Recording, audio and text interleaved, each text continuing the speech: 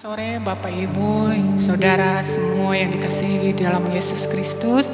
Senang sekali kita bisa bertemu kembali di acara ibadah kita sore hari ini. Saya percaya Bapak, Ibu, dan Saudara semua dalam keadaan sehat, dalam perlindungan Tuhan selalu. Mari Bapak Ibu, kita sama-sama persiapkan hati kita. Mari kita satukan hati kita. Mari kita naikkan pujian kita untuk kemuliaan Tuhan. Sebelumnya mari kita sama-sama berdoa. Mari kita persiapkan hati kita. Bapa, kami sungguh bersyukur atas kasih-Mu, atas perlindungan-Mu, atas kami semua Tuhan. Kami hingga saat ini dalam keadaan sehat, dalam keadaan baik Tuhan. Kami percaya itu semua karena kasih-Mu, karena perbuatan-Mu yang begitu hebat, begitu luar biasa dalam kehidupan kami. Sehingga kami ada saat ini Tuhan. Terima kasih Tuhan, kami mau persiapkan hati kami, tubuh, jiwa, roh kami untuk memuji Engkau, untuk mendengarkan firman-Mu. Terima kasih Tuhan, mari Roh Kudus jamah setiap kami dimanapun kami berada saat ini. Dalam nama Yesus kami sudah berdoa dan mengucap syukur. Haleluya, amin.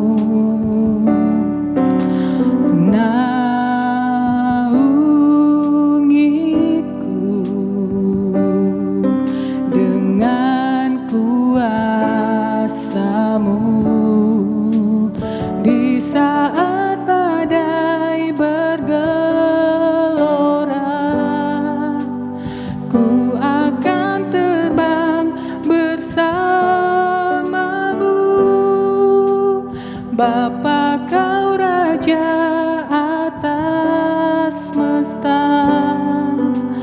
ku tenang sebab Kau Allahku. Mari Bapak Ibu kita sama-sama naikkan pujian ini kembali.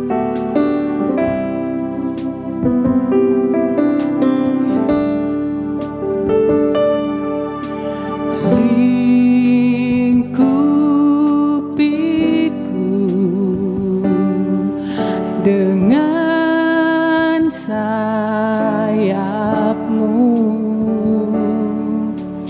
naungiku,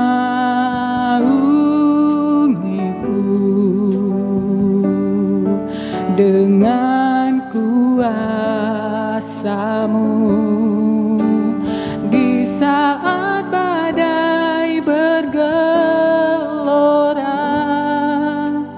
Ku akan terbang bersama-Mu, Bapa, Kau Raja atas semesta.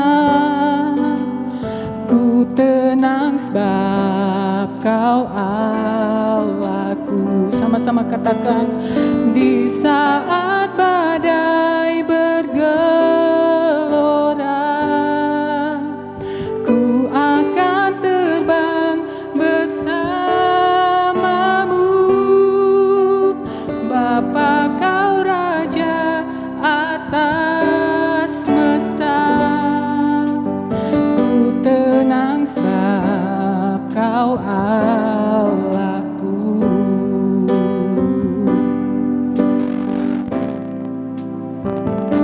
Mari Bapak Ibu kita percaya bahwa hanya di dalam Tuhan kita merasa tenang. Jadi Bapak Ibu jangan takut. Percayalah bahwa Tuhan selalu bersama-sama dengan kita. Apapun keadaan kita saat ini, apapun pergumulan kita saat ini, mari kita percaya bahwa Tuhan Allah kita yang luar biasa, yang sanggup melakukan segala perkara. Yesus. Mari kita sama-sama kembali naikkan pujian ini. Di saat badai bergelora, ku akan terbang bersamamu. Bapa kau Raja atas semesta, ku tenang sebab kau Allahku. Ku tenang sebab kau Allahku. Ku tenang sebab kau Allahku.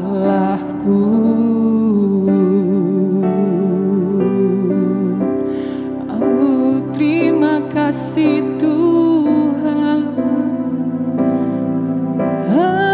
Haleluya.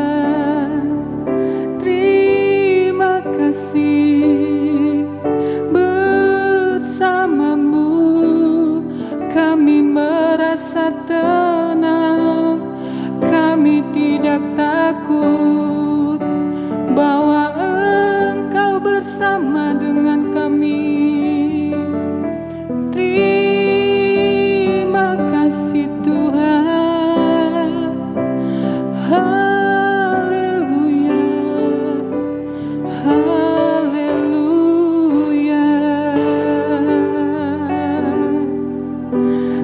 Oh ya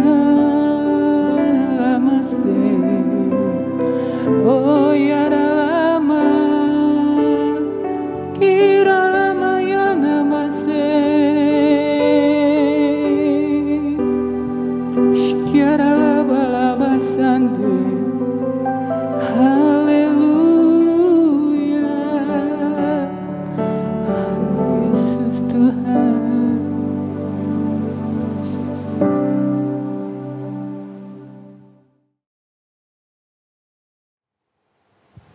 Ya, shalom Bapak Ibu Saudaraku, selamat sore, selamat malam. Saya percaya kita semua tetap adalah dalam lindungan Tuhan, tetap adalah dalam kasih-Nya Tuhan. Dan pada malam hari ini kita sama-sama bertemu di RTM, dan mari kita sama-sama kita siapkan hati kita sebelum kita mendengarkan renungan firman Tuhan. Mari kita berdoa. Bapa, kami mengucap syukur untuk malam hari ini Tuhan sudah menyertai kami sampai sore ini. Banyak hal yang kami sudah lakukan dan kami rindu. Kami meluangkan waktu untuk mendengar firman-Mu, kebenaran-Mu, dan kami bersekutu dengan Tuhan. Tuhan memberkati kami agar setiap kebenaran firman Tuhan yang dibagikan sungguh-sungguh dapat menginspirasi hidup kami.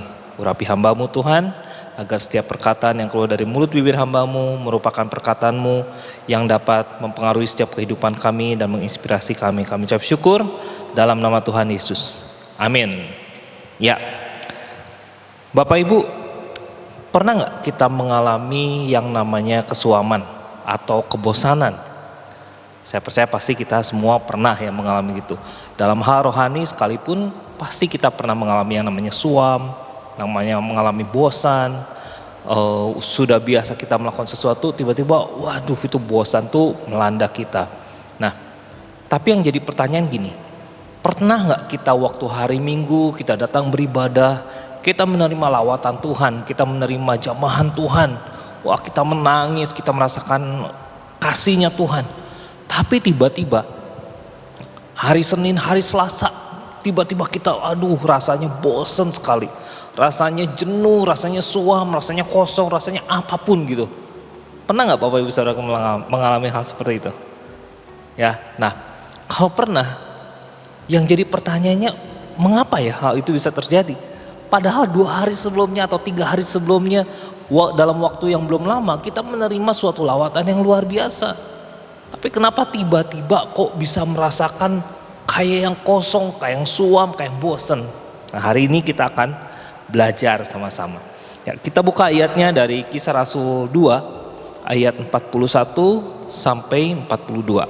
Saya akan bacakan buat Bapak Ibu Saudaraku. Orang-orang yang menerima perkataannya itu memberi diri dibaptis, dan pada hari itu jumlah mereka bertambah kira-kira 3.000 jiwa. Mereka bertekun dalam pengajaran rasul-rasul dan dalam persekutuan. Dan mereka selalu berkumpul untuk memecahkan roti dan berdoa. Jadi ayat ini berbicara tentang bagaimana ketika Roh Kudus turun kepada murid-muridnya, mereka dibaptis dalam Roh Kudus dan mereka berbicara dalam bahasa-bahasa yang lain, mereka memperoleh kuasa. Dan tiba-tiba waktu itu keluarlah Petrus dan dia berkhotbah. Hasil daripada khotbahnya Petrus, Tuhan menginspirasi banyak orang dan akhirnya ada 3.000 orang yang bertobat. Mereka rindu untuk dibaptis. Nah, tetapi bukan hanya sekedar dibaptis Bapak Ibu. Saya akan bacakan Kisah Rasul 2 ayat 42 ini dalam versi firman Allah yang hidup. Dikatakan bahwa orang-orang yang percaya ini mereka menggabungkan diri dengan saudara-saudara seiman, mengikuti pengajaran rasul-rasul dan menghadiri persekutuan doa serta mengadakan perjamuan Tuhan. Jadi setelah mereka bertobat, rindu untuk mengenal Tuhan, mereka memberi diri baptis, tidak cukup sampai di sana. Tetapi di sana di firman Tuhan dikatakan mereka menggabungkan diri dengan orang-orang seiman, mengikuti pengajaran rasul-rasul dan menghadiri persekutuan-persekutuan doa. Nah, pertanyaannya kembali ke yang awal yang tadi saya tanyakan. Ketika kita mengalami satu lawatan Tuhan pada hari Minggu dan hari-hari berikutnya, apakah kita masih bersekutu dengan orang lain seiman? Apakah kita masih ada dalam pengajaran rasul-rasul atau dalam persekutuan doa? Karena hal ini akan sangat berpengaruh buat hidup kita. Amin. Mari kita sama-sama kita kupas ayat ini. Setelah kita mendapatkan inspirasi, setelah kita mendapatkan mukjizat, setelah kita mendapatkan lawatan dari Tuhan, apa yang harus kita lakukan? Ternyata ada step berikutnya Bapak Ibu. Enggak stop sampai step sana aja. Ya. Nah, step yang pertama adalah kita harus tetap bersekutu dengan orang-orang yang percaya. Dan itu sudah pasti. Karena kita semua makhluk sosial dan kita perlu bersosial. Apa yang kita dapatkan kita harus ceritakan, karena dengan apa yang kita dapatkan kita ceritakan itu akan membangun diri kita sendiri dan akan membangun orang yang mendengarnya. Begitu juga sebaliknya, ketika orang lain bersaksi kita akan dikuatkan. Selain itu apa yang kita dapatkan juga itu akan menjadi suatu berkat buat orang lain juga Bapak Ibu. Dan dimana ketika kita ada dalam satu persekutuan kita bisa saling menguatkan, kita bisa saling mendoakan. Istilahnya frekuensinya sama. Apa yang kita obrolkan tuh sama. Kita mau obrolkan selalu tentang karya Tuhan, kebaikan Tuhan, kasihnya Tuhan. Dan itu semua ada dalam persekutuan orang-orang percaya. Jadi langkah yang pertama ketika kita sudah mendapatkan satu lawatan, tetaplah ada dalam persekutuan orang-orang yang percaya. Yang kedua, setelah kita mendapatkan lawatan, yang harus kita lakukan adalah berdisiplin dan berkomitmen dalam beribadah, dalam bersekutu. Ya, Bapak Ibu, tentang disiplin dan tentang berkomitmen dalam beribadah, saya akan bertanya, kalau kita beribadah, manfaatnya itu untuk Tuhan atau untuk kita? Kalau kita beribadah, ya, apa manfaatnya? Untuk Tuhan atau untuk kita? Pasti untuk kita. Ada firman Tuhan di Ibrani bilang bahwa jangan menjauhkan diri dari pertemuan-pertemuan ibadah. Ada juga ayat pendukung yang lain dikatakan bahwa persekutuan dengan Tuhan, beribadah itu melatih kita, ya. Latihan badani itu terbatas gunanya. Ya, tapi ibadah berguna dalam segala sesuatu. Karena apa? Karena mengandung janji. Janjinya buat siapa Bapak Ibu? Buat Tuhan atau buat kita? Tentu buat kita semua. Janji Tuhan buat kita. Kalau kita beribadah, manfaatnya pun buat kita. Kita sedang memulihkan hidup kita. Kita sedang memperbaiki. Kita sedang merenungkan apa yang harus diperbaiki, apa yang harus diubahkan dalam hidup kita. Sesuai dengan firman Tuhan, karena itu berubahlah oleh pembaruan budimu. Bagaimana kita bisa berubah oleh pembaruan budi kalau kita tidak mendengarkan sesuatu apa-apa. Jadi hari ini tentang berdisiplin dan tentang berkomitmen itu adalah sangat penting dalam beribadah, ya. Saya percaya pasti di sini kita semua memiliki waktu-waktu khusus untuk kita berdoa atau bersekutu dengan firman Tuhan, ya. Dan itu perlu kita disiplin, Bapak Ibu. Ya, perlu kita disiplin. Bukan soal berapa banyak yang kita baca atau berapa lama kita berdoa, bukan cuman karena lamanya, tapi seberapa berkualitasnya itu. Seringkali saya hanya membaca sedikit, tapi saya baca dalam beberapa versi. Jadi kebayang kalau ada satu peristiwa, yang satu bilangnya seperti ini, yang satu bilangnya seperti ini, yang satu bilangnya seperti ini. Dan kemudian saya simpulkan itu semua. Dan saya buat catatan dalam handphone saya bikin catatan. Sehingga saya membayangkan satu kejadian, bagaimana dalam satu kejadian itu saya bisa memandang dalam berbagai sudut pandang. Sehingga saya dapat sesuatu di dalamnya. Ataupun mungkin hanya satu ayat, tapi saya baca dari berbagai terjemahan, dari berbagai tafsiran. Sehingga saya mempunyai banyak inspirasi dari sana. Nah, Bapak Ibu, mungkin Bapak Ibu juga bisa mengikuti hal seperti ini. Karena dengan seperti itu ada sangat menarik, ada hal yang menarik gitu. Enggak hanya sekedar membaca dan terus selesai. Enggak, membaca dan merenungkan. Ya, sekali lagi, bukan soal berapa banyaknya yang kita baca, bukan soal berapa lamanya kita berdoa, enggak. Masalahnya di kualitasnya bagaimana. Amin. Nah, poin yang ketiga, setelah kita mendapatkan suatu lawatan, setelah kita mendapat satu jamahan dari Tuhan, apa yang harus kita lakukan? Yang ketiga adalah kita harus menyingkirkan rasa nyaman. Rasa nyaman, kalau kita bicara tentang rasa nyaman, tahun-tahun sekitar tahun 90-an, kita sering mendengar tentang satu daerah yang dilawat Tuhan dengan luar biasa. Bagaimana jam 5 subuh banyak jemaat datang ke gereja berbondong-bondong untuk berdoa. Pertanyaannya adalah sekarang gimana?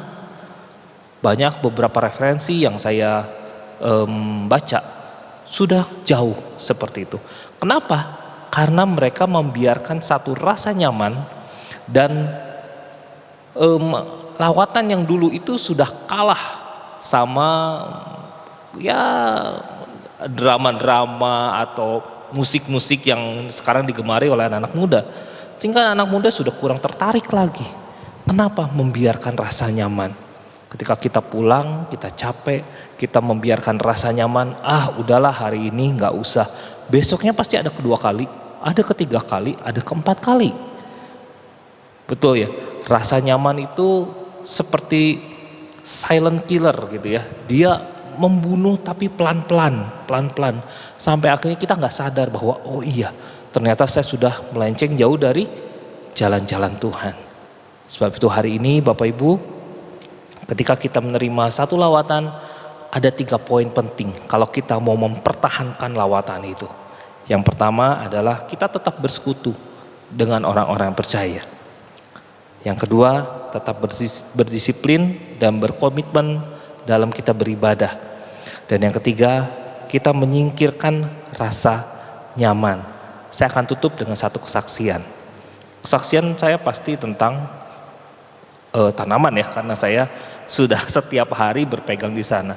Saya mulai belajar karena saya nggak ada background dan sebenarnya saya nggak suka tentang tanaman. Tapi karena ada seorang teman, dia selalu posting dan akhirnya saya tertarik, ya udah saya belajar aja. Dan waktu saya belajar, setelah lulus saya berkumpul dalam satu komunitas di mana setiap hari membahas tentang tanaman. Dan pasti namanya kita bercocok tanam, makhluk hidup itu pasti ada serangan ya, namanya serangan hama atau kutu atau apapun juga. Tapi kurang lebih setelah 3 tahun sampai sekarang ini masuk tahun keempat, saya nggak pernah tuh berhenti.